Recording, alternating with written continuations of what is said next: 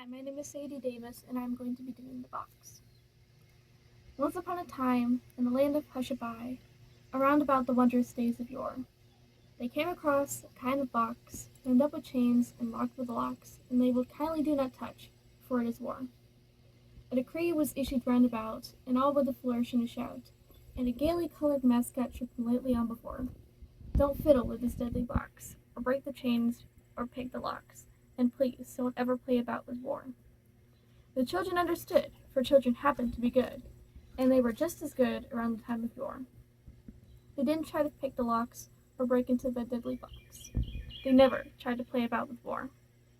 Mommies didn't either, sisters, aunts, grannies neither, because they were quiet and sweet and pretty in these wondrous days of yore.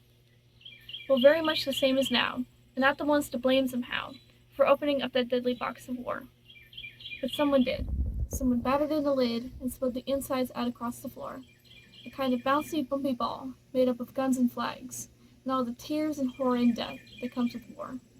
It bounced right out and went bashing all about, bumping into everything in store. And what was sad and most unfair was that it didn't really seem to care much who it bumped, or why, or what for.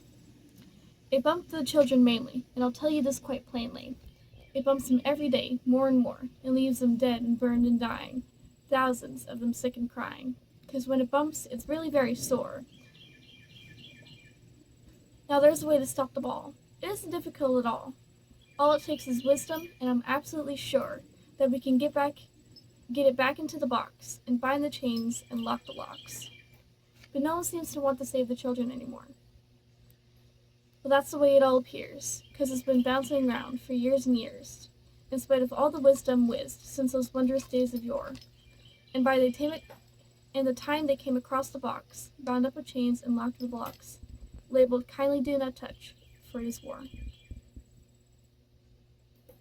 Thank you.